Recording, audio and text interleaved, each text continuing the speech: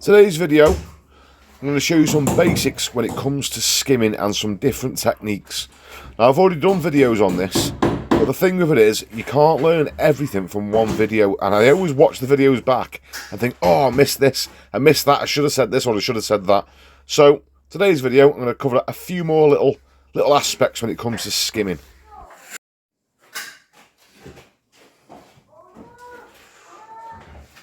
Excuse me.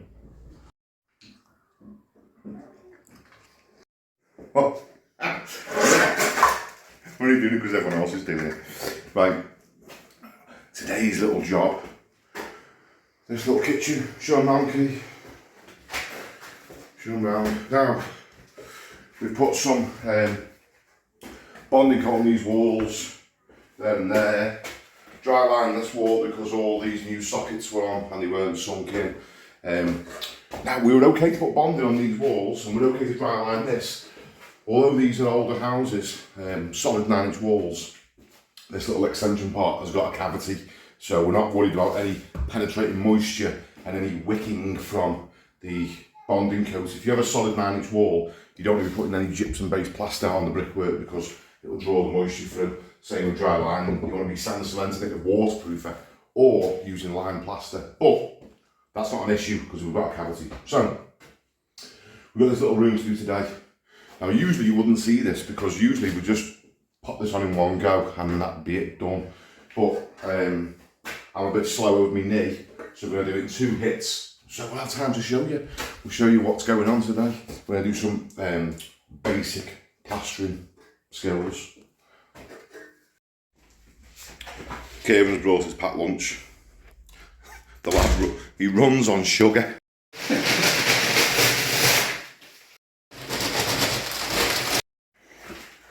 I'm going to put this massive ceiling on. It's going to be a struggle.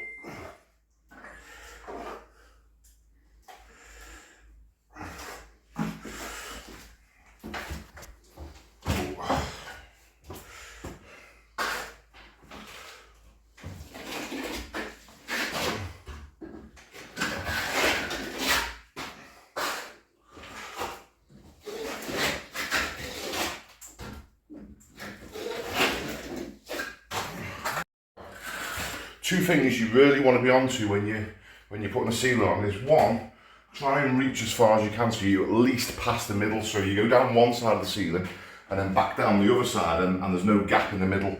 You always want to try and reach the middle if you possibly can. And then the other thing is, so you don't leave a mess all over the wall, watch my technique there. I start away from the corner and then take a little bit and go in neat. If you go in with a trowel fully loaded like that, you'll get it all over the wall. So just stay away from the wall, take a little bit and go in neat. Okay, away from the wall, take a little bit, neat.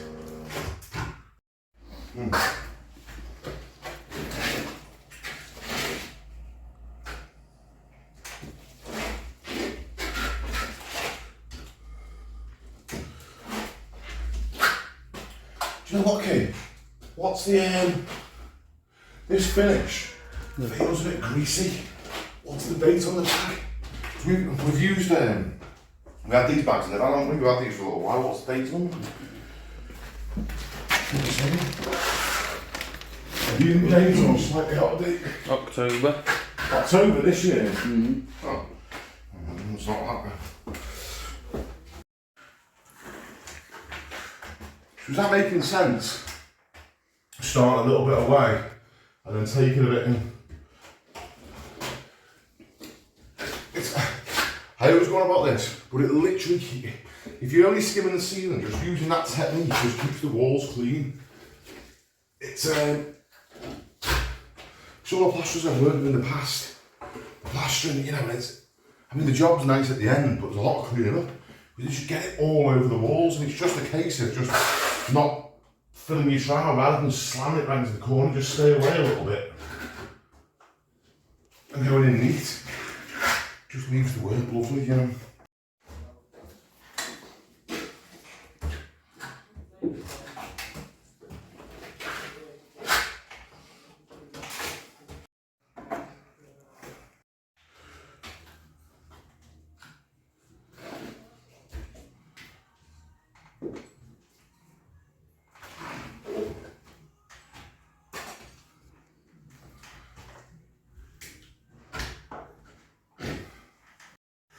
Now, little thing just to get you faster as well. Don't overlap your trowel too much. Just go an inch over your last stroke. So see I've finished there. I'm not going to overlap it there and come all the way down to here. I'll just overlap it about an inch. Just that one simple little thing will make it faster. Well, when I say faster, I don't go like the clapper's going round. I take my time, but I work efficiently, so I can sort of physically go slower, but still get, you know, someone else might do the same amount as me, but be going like the clappers with a little arm going like this, because they're just going over the same bit 10 times. It's finished for us. So the plaster, when it's out of date, it feels like, the only way to describe it is like it feels greasy. And that's how this stuff feels. So you do get it from time to time. Sometimes the plaster comes from British Gypsum and it's like whipped cream. It's lovely to use, you know. Every time you sort of touch it with your trowel, oh, it never stops shrinking. Yeah, sometimes it comes and it's like whipped cream. It's absolutely gorgeous to use. And other times it's like using like wet mud. It's just, and that's what this feels like. Like it's just like imagine trying to plaster with like, you know, composty, soily, sludgy crap. I know what the best description was, the only way I can describe it, it's like trying to plaster with mud, like the water separates from the stuff. It's, and that's what this feels like, to be honest.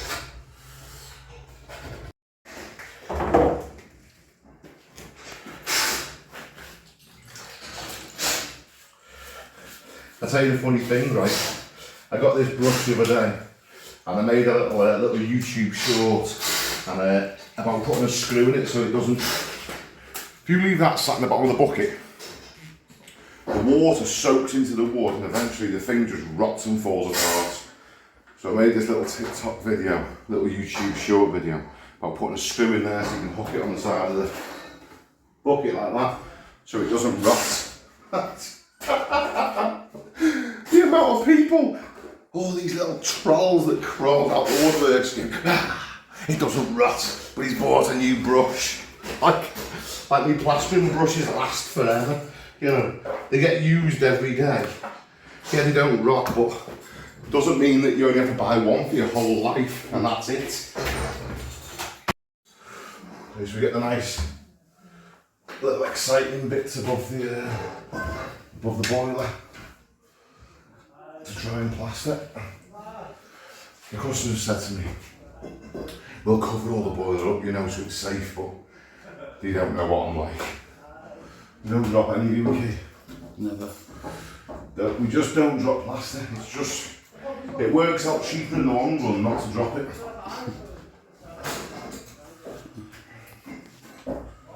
To get in this little bit in here, here's the thing, you got to go left-handed. This is probably what it feels like for you beginners. And there we go.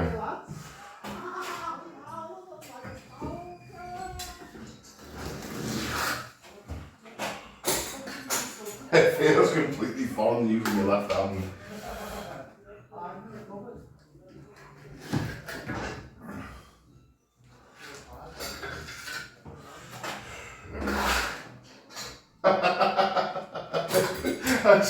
This is what beginners feel like, I swear.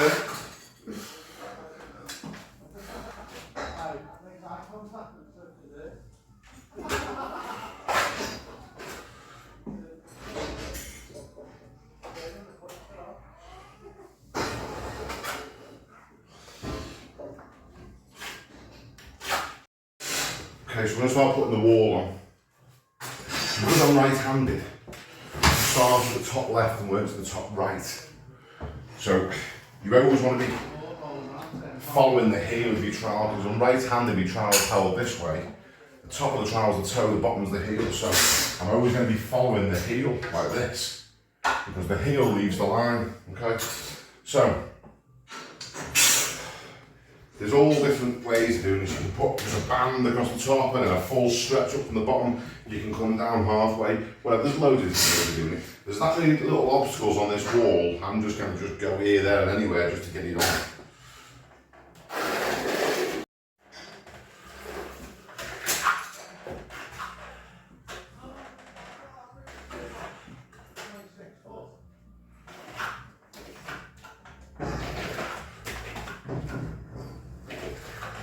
See the technique, just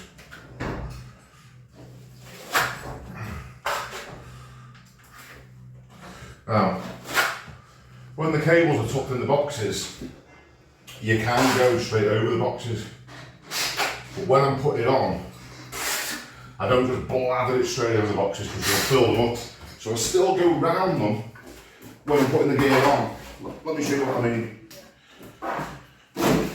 Like now, because them wires are tucked in the boxes up there, I could just get a load of stuff and just plaster over them, but I'm going to lose loads of plaster inside to fill the boxes up and then I'll clean them all out. So what I'll do is, I'll still go round them now, whilst I'm putting on, but then when it comes to troweling up later, I can go straight across them, like that. But I'm not losing loads of plaster inside the boxes when I'm putting it on.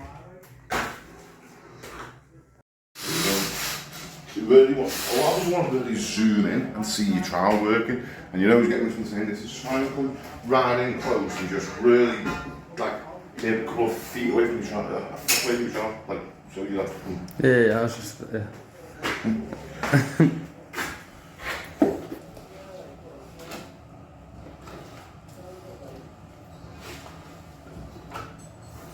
I was getting asked by people, can you get some good close-ups of the angle of the trowel? Like closer.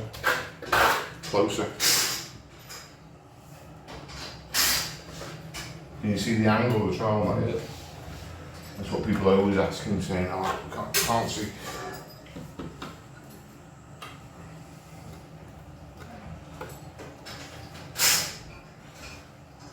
Just put some wire in that way.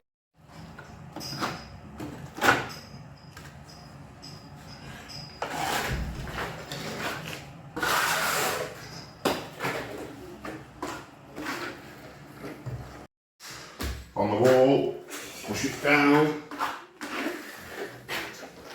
Go up. Yeah. On the wall, push it down. Go up.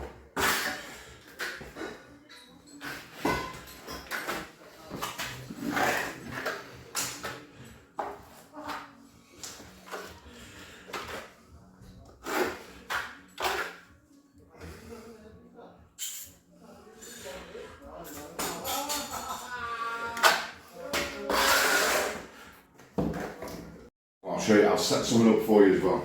Let me show you this. At some point in your career, you're going to come across this. Someone hasn't put a scrim on properly, okay? And it's folded and it's got a little bit sticking up, right? And you come along unaware and plaster over it, right? And you've got this situation. I want to zoom in so you can see. You've got this. So it doesn't matter how many times you go over the bloody thing, it won't sit flat, yeah? Now, what most people do is they start pulling this off and trying to, look, let me just show you something. All you do, take your trowel, yeah? Gone. That's how you solve that. Now, first coat's on. We haven't really got time for the break. I mean, we could sit around with it, but what I'm trying to say is if you've just done your first coat, come and check it. The first bit you put on, yeah? I can leave fingerprints in it. Go in close. Zoom in. I can leave fingerprints in it, but it's not sticking to my fingers, so that's ready for the second coat. If it was sticking to my fingers and it was like dripping off, you'd leave it a little bit longer, let it firm up a bit. If you can't easily leave fingerprints in it, then you need to go quicker, you know? So that's just right for the second coat now. Now another little thing to help you on your journey, whatever you've used for your first coat, so this has took us one whole bag of plaster to do all the sealing on that wall. Whatever you use for your first coat, it takes exactly half to second coat it. Okay, so one full bag first coat, so it just means we only need to mix half a bag to second coat it. Now, that will save you wasting loads of plaster in the long run. If you mix up a full bag to first coat it and you mix up a full bag to second coat it, you'll have loads left over.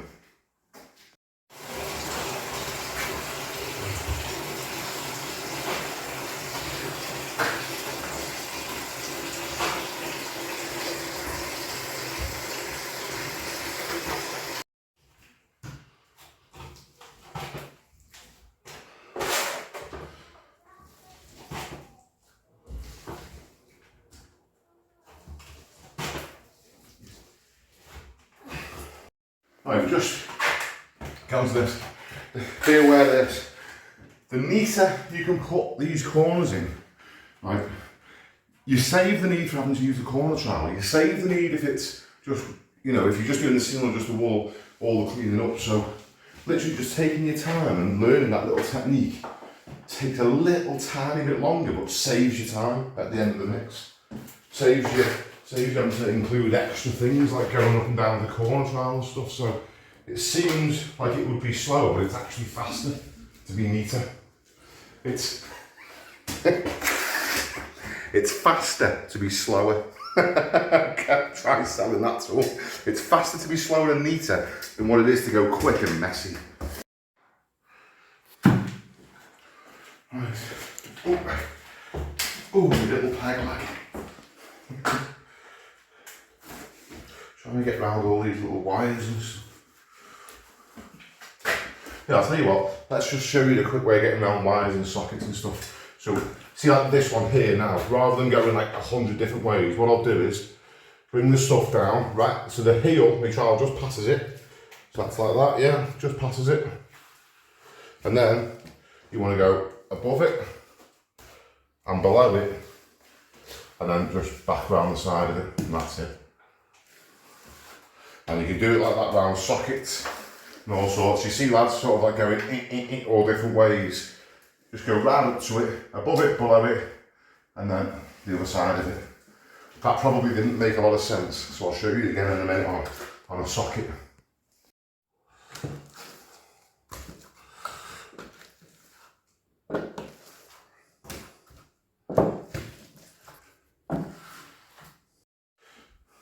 Okay. This isn't the best example because I can't go up to the side of it. But look how my heel's going down to the top of the sockets. Yeah? And literally, you've got to think which way the trowel's going to leave the line. If I put my trowel there, I'm going to leave a line with the toe of the trowel, so I'll do it that way. So there's no line being left. Like so. Then there, and then I'll come across the bottom there.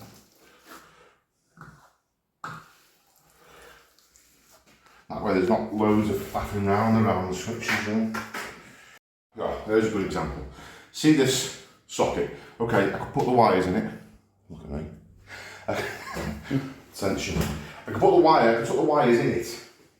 But sometimes you won't be able to do that. So, as I was saying before, some fellas will go in all different directions around it. If you get into the habit of doing this same process around every socket, it just saves you time in the long run. So what I'll do is, I want to come up, I want the heel of my trowel to be right up to the edge of it there, because the heel leaves the line. I'm going to get rid of the line there, and then come up to that side of it. And I'll do that on every single socket, so let me just show you quick. I've got a few other little bits I've got to navigate in and out of here, but heel right to the edge of the socket, like so, yeah. Top of it, bottom of it, side of it, and that's it. That's that socket round. So then I can just carry on down the wall then. Granted, I've got some other little obstacles I've got to get around here, like a million wires, but literally every single one's the same process.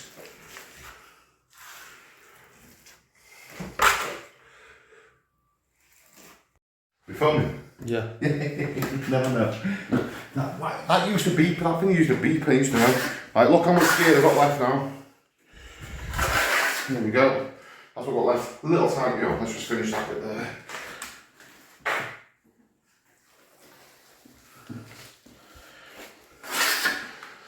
up like a bucket. There you go. Spot on. Exactly half of what we use. That's how much waste I've got. That's ultimately what you want to be doing, is trying to get your waste down to the minimum. Nothing worse. It's not so much the cost of it, it's getting rid of it. The last thing you want is big, massive elephant turds on bags everywhere that you've got to try and get rid of. You know, you've got to go to the tip or fill someone's wheelie bin to the brim and get in trouble with the council. So all I ever want left over at the end of the job is just loads of paper bags. Now I've got these walls to go on next, so a little bit of waste like that, you know, and just block a bit of a wall in with it or something, just nothing to take away.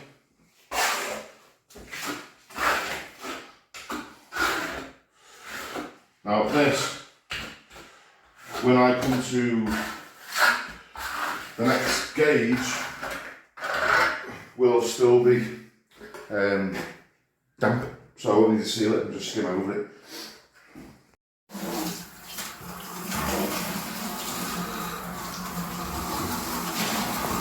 Flattening in. Now, it's important when you're flattening in, you shouldn't need any water. If you're having to use water to flatten it, then you're sort of losing the mix. So, just to give you an idea, this is wet and sticking to your fingers a little bit. This is just ideal now to flatten in. Your second coat should stay a bit wetter than your first coat. By the time you've got it all on, you know, hold that for us. By the time you've got it all on, first coating, you can let it firm up a little bit. It should not stick to your fingers. When you're second coated and you're getting over it then, it should still be wet to the touch when you flatten it.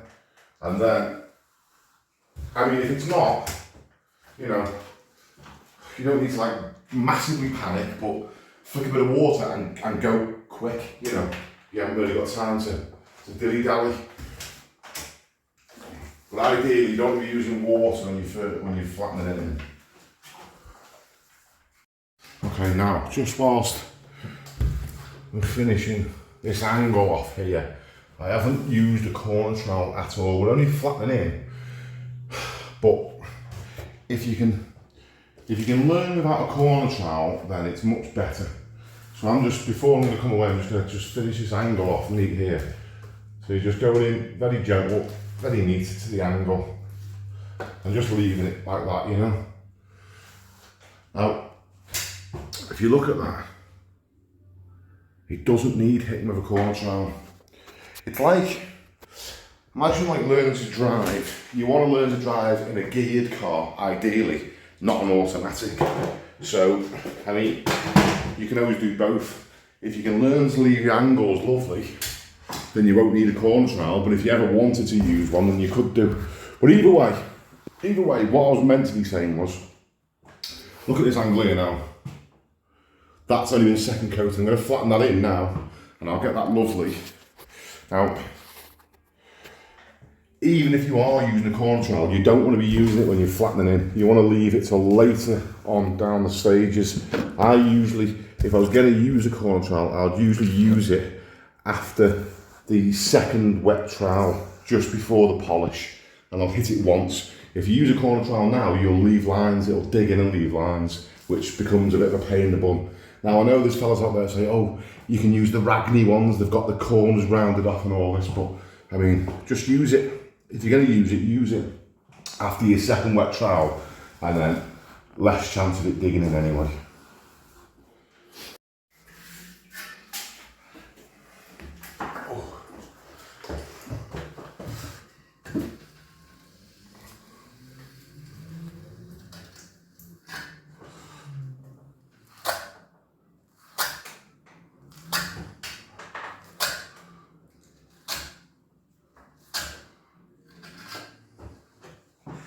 Left-handed. Feels weird.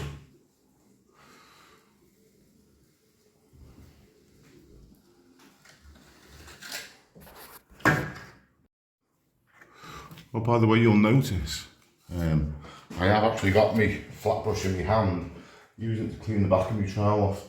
Now, just so you know, there's no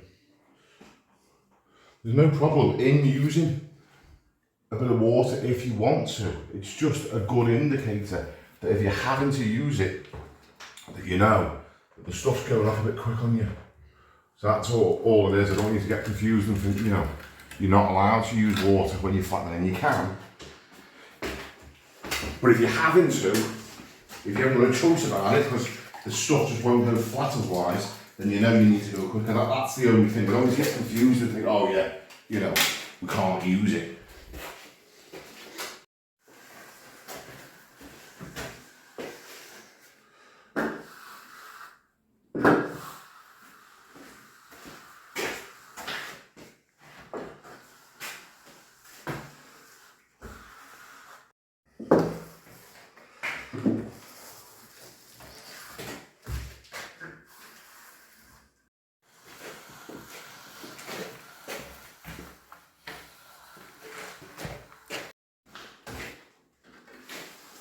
See what I have to do with my leg, because I can't bend it.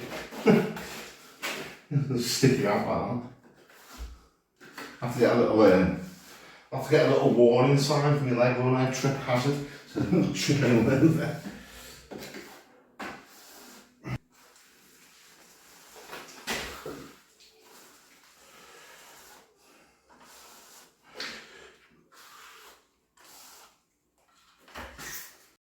Got nothing to say.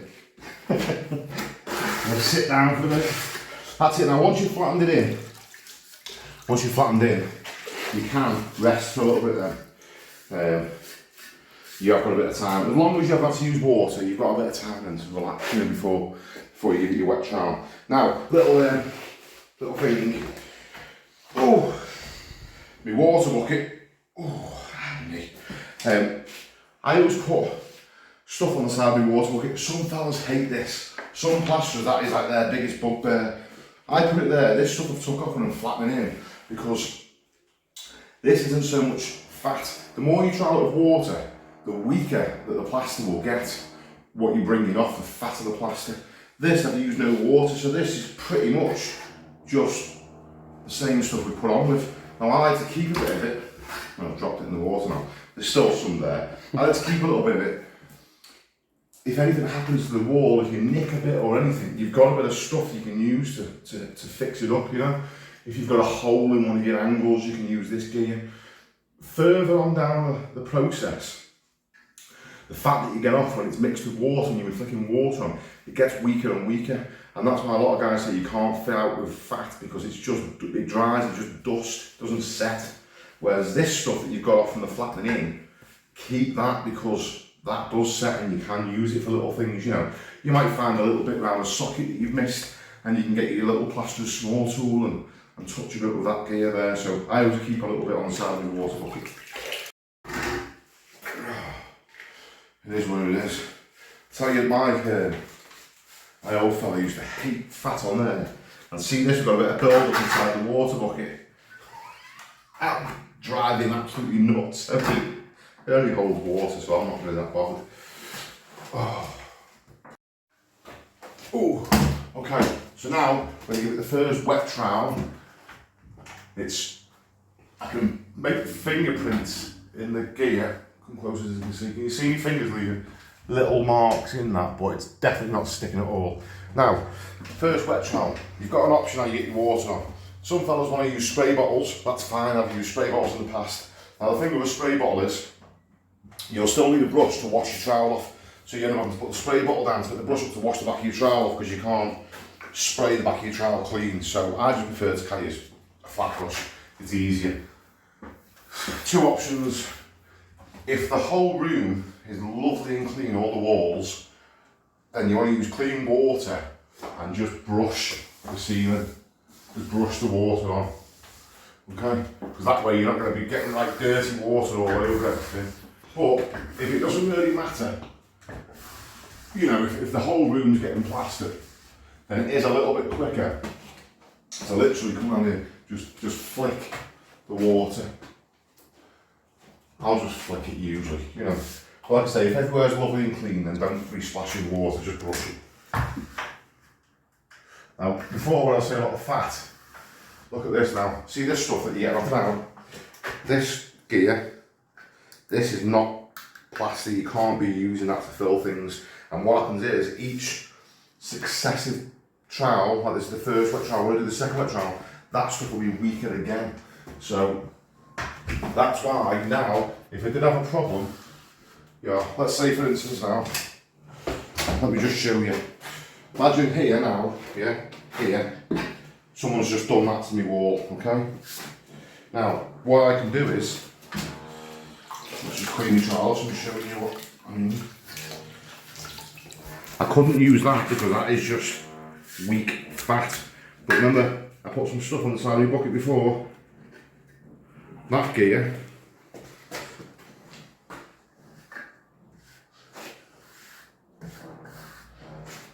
That's fine to use. There it is. Little crumb.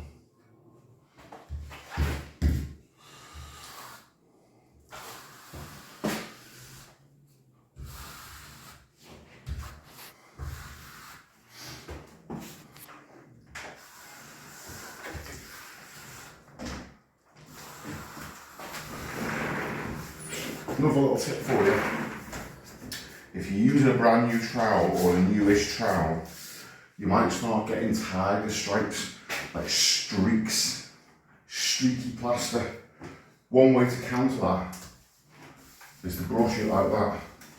Leave it for a little while, and then when you trowel over it, them streaks will go. So that's an option for you. Now, shouldn't really do this, but because my legs are hurting, I want to get up and down this as less as possible. Sorry about the pings, it never stops. So what I'm going to do is now, whilst I'm here, I'm just going to bring the top of this wall down as well. So I should put all the sealing going around all that first and onto the wall, because that's the same process that I put it on, but just to save it up and down, and it's only a little mix. I mean, to do this with my eyes shut, so I'm just going to bring the top of this wall in whilst I'm here as well.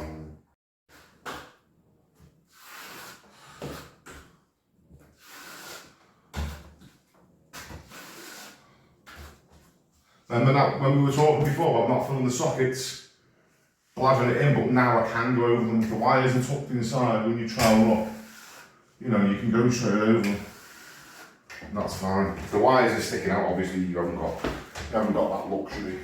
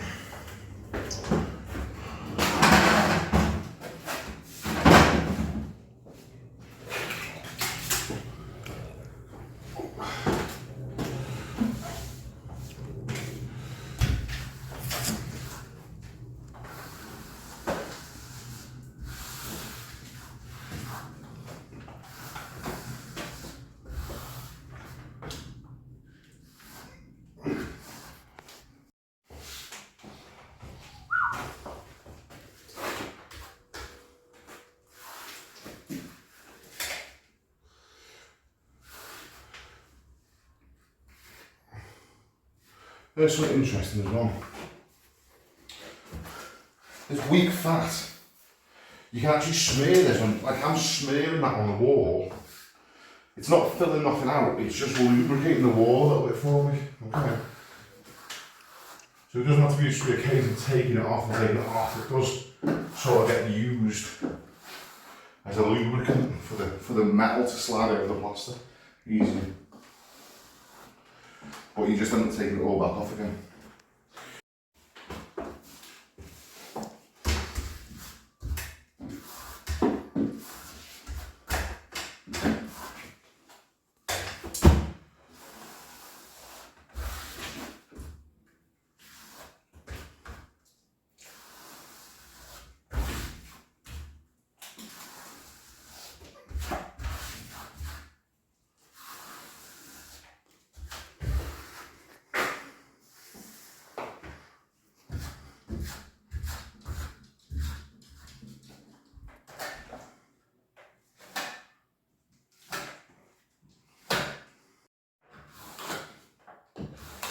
Don't leave any stuff on your beads. And just clean them off. What's that noise? There's a Rottweiler trying to get in.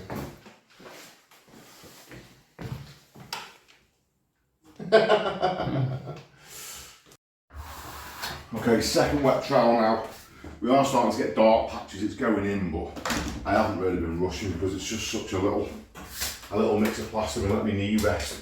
But look now, this is, once you've sort of given it the second wet trowel, this is where, if you were going to use a corner trowel where you do it, now just come up and have a look at these corners, just get a look right, zoom right in, I want to see the corners. See that now? That's how I'd leave it.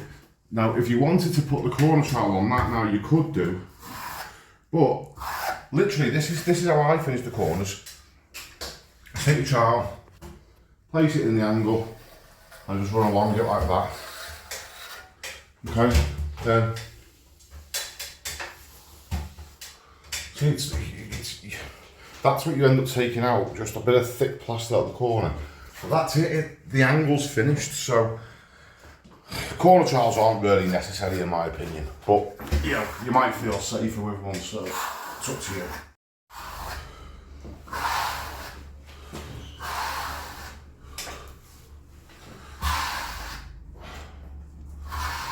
Again, I'm just getting the top of this wall whilst I'm here, just so I haven't got less up and down for me, you know. Okay, now you get this from the other angle now.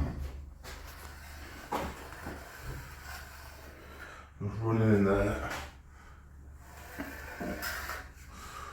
All you've got to do is just watch where the other end of your trowel is that you don't dig in. Do you know, when you're doing that, just making sure that the bottom of your trowel isn't digging into the wall, or when you're doing that, you know, you're not digging into the ceiling. But that's it. So you can just keep your eye on that. And that's it. Now that angle now is finished. Beautiful. We'll just polish this. I'll go around this now. I've got to do the same on that angle up there. And then that'll be it. Give it a quick polish and we're finished, ready for the next mix. We've just sort of sat down in between that dinner, so we won't have to wait now. We'll just get it polished and get the next mix straight on. Now, we just finished the second wet trowel, and this is the ideal time to go around with your small tool. Some guys leave this to the end and then they go, or they just leave it. That's not good. Don't just leave it. But you can. Some guys leave it to, you know, to completely set and then go around with a hammer and start smashing all these sockets out. It's easier to just go now whilst the stuff's still sort of soft. Go around and just cut your boxes out.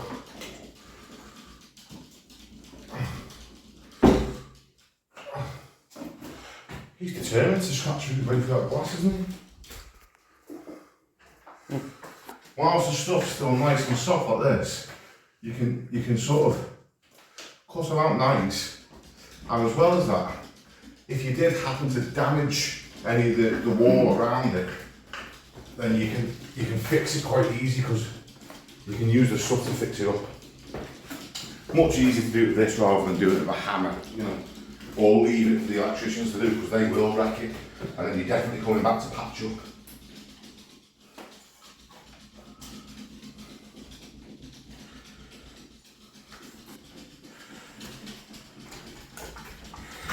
There you go.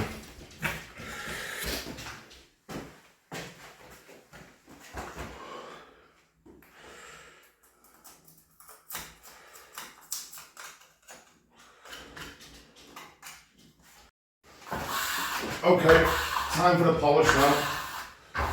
Now, when you're polishing, you don't want to be flicking any water, you don't want to be leaving watermarks anywhere. You're literally just going over and just closing the surface in so it feels, you know, like glass. You can polish it loads of times and really get a mirror finish on it, but I mean, ultimately, they're only going to paint it, so there's no point. But some fellas say, don't bother polishing, doesn't need it, leave it matte. That's fine and they're right. The only reason I always insist on polishing it is because it's my one last little check over, you know. So while I'm polishing it, I'm looking for any little imperfections anywhere. This is your sort of last chance to fix them. So I always like to polish it, just flick over everything. And then I'll go around and finish the angles off lovely with the angle brush and you know, just make sure everything's right. Right, my YouTube friends, hope you enjoyed that video. Now, second note, would you like me to show you how to bring in loads more work for your business? I use what I like to call a three-pronged attack. How I can generate leads through social media, how I can generate leads through Google, and through word of mouth. Now, all these things are completely free, and I teach you how to leverage all three of them to bring in as much work as you can possibly imagine, or you wouldn't be able to handle the amount of work that you can generate doing this. You've seen on the videos my phone never stops, and I try and edit out all those calls as much as I can, but literally the phone rings non-stop all day, every day for work. Now, I can show you how to do that. Not only that, I've got a private Facebook group where I teach this. Not only how to generate work, but also salesmanship, how to make sure you're getting about 99% of the jobs that you look at, and for the price that you want. At the end of the day, you work hard. No matter what sort of trade you're in, you're working hard. So you only, you know, it's only fair that you get paid what you deserve. That's another thing I teach you in the group, how to increase what you're earning. There's some lads in there that have doubled their income. So anyway, guys, if that sounds good for you and you fancy that, there's a link in the description to join my group, sales and marketing group.